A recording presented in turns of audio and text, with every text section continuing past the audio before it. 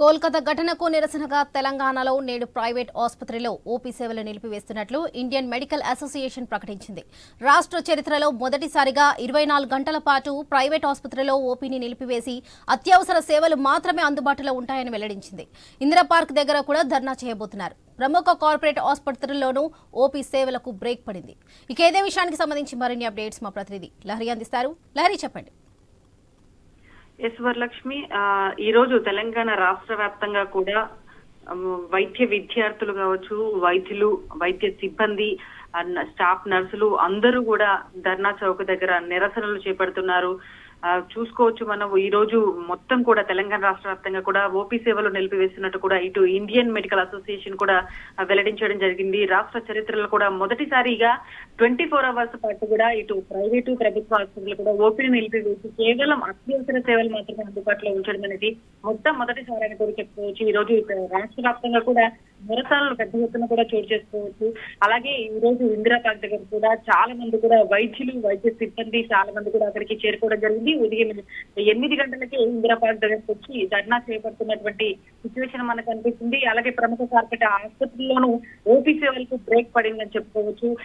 అలాగే చూసుకోవచ్చు, అధికార హాస్పిటల్లో వైద్యురాలిపై హత్య గురైనట్టు సిచ్యువేషన్ కనిపిస్తుంది. అలాంటి దుర్ఘటనకి సంబంధించి ఈ రోజు వైద్య సేవలు నిలిపివేయాలని చెప్పేసి ఇటు ఇండియన్ కౌన్సిల్ సమావేశం కూడా వెల్లడించింది. సో దీంతో రాష్ట్ర వ్యాప్తంగా కూడా ఓపీ సేవలు నిలిపివేయడం జరిగింది. ఇటు ప్రభుత్వ ఆసుపత్రులు, ప్రభుత్వ మెడికల్ కాలేజీల్లో కూడా భద్రతకు సంబంధించి కూడా ఇటు వైద్య సంఘాలు, నిపుణులు చేస్తున్నటువంటి సూచనలు ఏవైతే ఉన్నాయో ఇవన్నీ కూడా కేంద్ర ప్రభుత్వం పట్టించుకోకపోవడంతోనే దేశవ్యాప్తంగా దాడులు పునరావృతం అవుతున్నాయి. ప్రతిరోజు కూడా ఏదో ఒక చోట లైంగిక దాడి ఘటనలు వెలుగు చూస్తున్నాయి.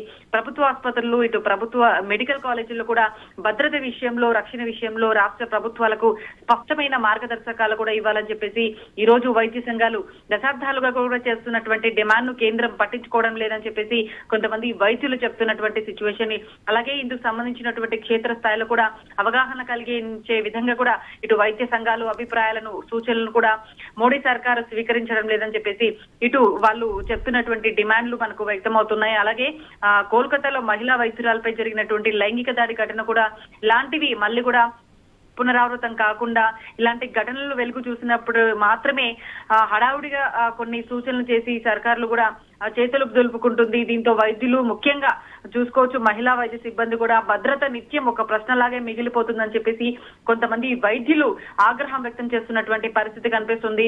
దాదాపుగా వారం రోజుల నుంచి కూడా చాలా మంది ప్రభుత్వ ఆసుపత్రుల్లో ఉన్నటువంటి వైద్య సిబ్బందులు అందరూ కూడా పోరాడుతున్నారు. ఎందుకంటే ఈ దుర్ఘటన తర్వాత మళ్ళీ ఇంకో సంఘటన జరగకూడదని చెప్పేసి చాలా మంది వైద్యులు పోరాడుతున్నారు. ముఖ్యంగా మహిళలు, వారికి రక్షణ లేదంటూ కూడా ఆవేదన వ్యక్తం చేస్తున్నారు. ప్రభుత్వ ఆసుపత్రుల్లో మెయిన్ గా చూసుకోవచ్చు గాంధీ ఆసుపత్రి చాలా పెద్ద ఆసుపత్రి అని చెప్పుకోవచ్చు. ఉస్మానియాలో కూడా వైద్య సిబ్బంది చాలా మంది ఉంటారు. ప్రొఫెసర్లు కూడా ఇప్పుడిప్పుడే నేర్చుకుని దాదాపుగా 36 గంటలు కూడా అక్కడ వర్క్ చేస్తున్నారు. కాబట్టి వర్క్ చేసే వాళ్ళకి, రోగులు అక్కడికి వచ్చే వాళ్ళని ఎలా మంచిగా ట్రీట్ చేస్తారో, వాళ్ళకు వైద్యం ఎలా అందిస్తారో, కనీసం మాకు కూడా కనీసం సౌకర్యాలు కూడా కల్పించాలి కదా, మేము కూడా జాగ్రత్తగా ఉండాలి, మేము కూడా ఆరోగ్యంగా ఉండాలని చెప్పేసి చాలా మంది కూడా నర్సు సిబ్బంది కావచ్చు, వైద్య సిబ్బంది కావచ్చు, ప్రొఫెసర్లు అందరూ కూడా వేడుకుంటున్నటువంటి పరిస్థితి. ప్రభుత్వం మమ్మల్ని పట్టించుకోండి. ఒక నిర్భయ, దిశ తర్వాత మళ్ళీ అలాంటి దుర్ఘటన ఇప్పుడు చోటు చేసుకుంది. ఇలాంటి సంఘటన మళ్ళీ పునరావృతం కాకుండా ప్రభుత్వం ఎలాగైనా సరే చర్యలు తీసుకోవాలి. ఇంప్లిమెంటేషన్ అని ఉండాలి. అంటే కేవలం మాటపూర్వకంగానే కాదు, ఇంప్లిమెంటేషన్ కూడా ఖచ్చితంగా ఉండాలి. కఠినమైనటువంటి చర్యలు తీసుకుంటేనే రాష్ట్రంలో ఇలాంటివి ఘటనలు పునరావృతం కాకుండా ఉంటాయి. ఎందుకంటే మహిళలపై జరుగుతున్నటువంటి హత్యలు రోజు రోజుకి పెరిగిపోతున్నాయి. మహిళలు బయటికి రావాలంటేనే భయపడుతున్నారు. ముఖ్యంగా వైద్య సిబ్బంది చాలా పేషెంట్లను కూడా మేము చూస్తుంటాము. దాదాపు 36 గంటల నుంచి కూడా ఇంకా ఎక్కువ వర్క్ కూడా చేస్తుంటాం. డే అండ్ నైట్ ఏది కూడా సమయం లేకుండా మేము వర్క్ చేస్తుంటాం. మాకు కనీసం సౌకర్యాలు కల్పించండి అని చెప్పేసి ఒక్కొక్కరు కూడా ఒక్కొక్క హాస్పిటల్ నుంచి ఒక్కొక్క ఆవేదనలు కూడా వెల్లువెత్తుతున్నాయి.